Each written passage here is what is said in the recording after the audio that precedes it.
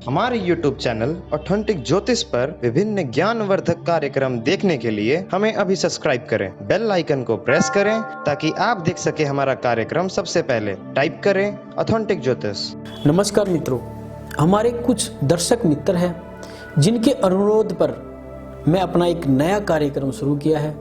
कुछ दर्शक मुझसे अपनी परेशानी व्हाट्सएप ईमेल के द्वारा शेयर करते हैं और उसमें जो भी हमारे दर्शक मित्रों के सवाल होते हैं उसी के सवालों पर आधारित यह कार्यक्रम आप सभी के बीच लेकर आया हूं। यदि आपका भी कोई सवाल हो तो मुझे भेज सकते हैं।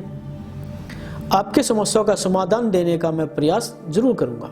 मित्रों, क्या आपको पता है एक शक्तिशाली हाथी को एक साधारण सी कमजोर रस्सी से बांधा जाता है और फिर भी उसको तोड़ नहीं पाता?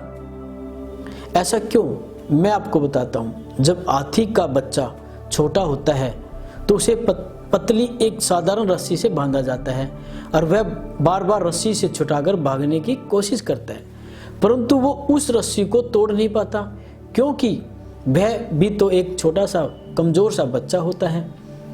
आखिरकार हाथी का बच्चा मान लेता है कि वह कभी भी उस रस्सी को तोड़ नहीं सकता। बड़ा हो जाने पर भी यही समझता है कि वह उस रस्सी को तोड़ नहीं सकता और वह कोशिश ही नहीं करता। इस प्रकार वह अपनी गलती मानता या गलत धारणा के कारण एक छोटी सी रस्सी से बंधा रहता है, जबकि वह दुनिया के सबसे ताकतवर जानवरों में से एक माना जाता है। मित्रों, इस कहानी के माध्यम से मैं सिर्फ ये बताने जाता हूँ कि कभी कभी हमारे सामने कुछ ऐसी समस्याएं या परेशानी आ जाती है जिसका लगता है कि कोई समाधान ही नहीं होता, और ऐसा इसलिए लगने लगता है कि हमारे समाज में कुछ ऐसी गलतियां, मान्यता और धारणाएं फैली है जिसे देखने और सुनने के बाद हमारे दिलों और दिमाग में बैठ जाता है और हम उस समस्याओं का समाधान ढूंढने के बजाय ये मान लेते हैं कि हमारी किस्मत में यही लिखा है और हम हार मान लेते हैं। उस हाथी के बच्चे की तरह दोस्तों अपने कार्यक्रम को आगे बढ़ाते हैं। हमारे एक दर्शक है उमेश कुमार सिंह, जो उत्तर प्रदेश कानपुर के रहने वाले हैं। उनकी डेट ऑफ बर्थ 25 जून 1975 का है। समय 6:12 पर उनका सवाल यह है कि मुझे पैतृक संपत्ति मिलेगी या नहीं। तो दोस्तों चलिए देखते हैं कि उनकी कुंडली में पैतृक संपत्ति के योग है या नहीं। उमेश जी, देखिए आपकी कुंडली हमारे सामने है और मैं आपकी कुंडली का विश्लेषण कर रहा हूं। तो मैं आपको सबसे पहले ये बता देता हूं, जब हम कुंडली को पैतृक संपत्ति के योग देखने के लिए हमें कुंडली में क्या देखना जरूरी होता है। देखिए 4th हाउस, 8th हाउस और 11th हाउस और साथ में मंगल और शनि को भी देखना बड़ा जरूरी होता है। तो हम आपको बताते हैं, जब 8th हाउस का जो स्वामी है, अधिपति है, वो लगन भाव में बैठा है। यहाँ से ये दिखा रहा है कि आपको कभी भी पैतृक संपत्ति नहीं मिल पाएगी। लेकिन क्यों? क्योंकि आप वो शनि जो है सूर्य के साथ बैठा है, जो सूर्य और शनि की हमेशा शत्रुता रहती है। अब वहीं से हम अगर आते हैं तो सूर्य की 7वीं दृष्टि चंद्रमा 7म घर पर पड़ती है और वहां पर चंद्रमा बैठा है।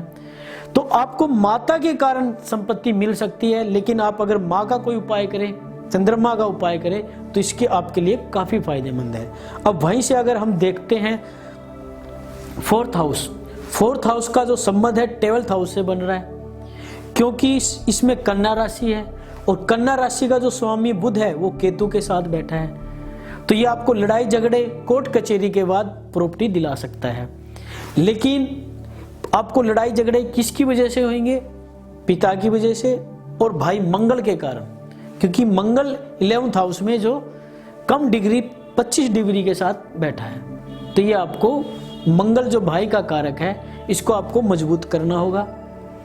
आपको मंगल के उपाय करने होंगे और भाई के साथ संबंध अच्छे बनाने होंगे, तो आपको पैतृक संपत्ति मिलने के काफी फायदे हैं।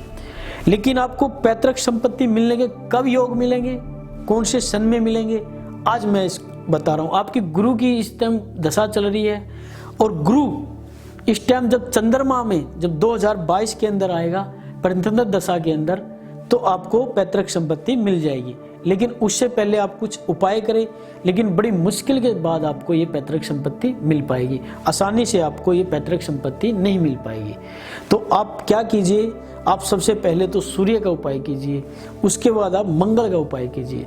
तो आपको 2022 के बाद 26 जुलाई के बाद आपके जो योग बन रहे हैं पैतृक संपत्ति के, तो भैरव बाबा की कृपा से आपको जरूर ये योग, आपको संपत्ति मिल जाएगी। कुंडली का चतुर्थ भाव संपत्ति के लिए मुख्य रूप से देखा जाता है, जबकि कुंडली के चतुर्थ भाव यानी चतुर्देश पर शुभ ग्रह का प्रभाव अधिक होता है तो व्यक्ति को भूमि आदि का सुख मिलता है, और मंगल को भूमि का मुख्य कारक ग्रह माना जाता है। और जन्म कुंडली के चतुर्थ भाव या चतुर्देश से मंगल का संबंध बनने पर जातक को घर या भूमि का सुख मिलता है।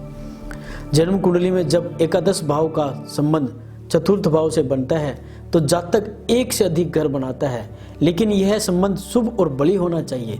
जन्म कुंडली में यदि चतुर्थ, अष्टम और एकादश भाव का संबंध बना रहा तो जातक को पैतृक संपत्ति जरूर मिलती है।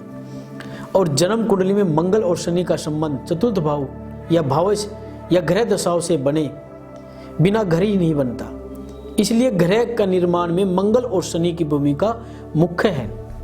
मंगल भूमि का कारक है तो शनि निर्माण का, लेकिन शनि की दृष्टि चतुर्थ भाव या चतुर्थ पर होना शुभ नहीं माना जाता, क्योंकि शनि दृष्टि के साथ शुभ ग्रहों की दृष्टि और चतुर्थ भाव और चतुर्देश पर शुभ रहता है, और इनकी कुंडली में शनि की दृष्टि चतुर्थ भाव पर है। इसलिए उमेश जी, आपको शनि और मंगल के उपाय करने पड़ेंगे। आप प्रतिदिन हनुमान चालीसा का पाठ करें, भैरव बाबा को आप शराब चढ़ाएं, कौवे को प्रतिदिन रोटी खिलाएं, अंधे अपंगों और सेवक को और सफाई कर्मियों को भी आप खुश रखें और उन्हें दान देते रहें। शहद का भी आप सेवन करें, शहद में काले तिल डालकर मंदिर में आप दान करें। तिल, उड़द, लोहा और तेल, काला वस्त्र और जूता दान देना आपके लिए बहुत जरूरी है। आप एक मंगल के लिए एक मूंगा रत्न धारण कर सकते हैं, क्योंकि भाई का कारक होता है और भाई से अच्छे संबंध बनाता है। इन उपाय का पालन करते रहिए, शनि और मंगल के प्रभाव से मुक्ति मिल जाएगी और आपके पैतृक संपत्ति से जुड़ी सारी समस्याएं दूर हो जाएगी।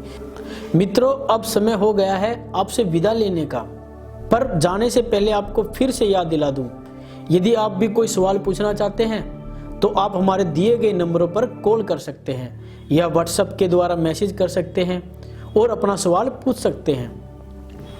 और हाँ, अपना नाम, स्थान, जन्म तिथि और समय बताना आप ना भूलें। तो दोस्तों, अब वक्त हो चला है आपसे विदा लेने का, तो दीजिए इजाजत। नमस्कार।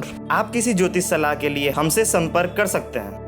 हाथ की रेखाएं दिखाकर शुद्ध जन्म पत्रिका बनवाएं, अपना भाग्य रत्न जानें, हस्त विज्ञान के द्वारा जानें अपने जन्म का दिन और समय, विवाह, नौकरी, बाधा निवारण, नवग्रह शांति, यंत्र सिद्धि, वैदिक ज्योतिष, अंक ज्योतिष, वास्तु एवं फेंग शुई।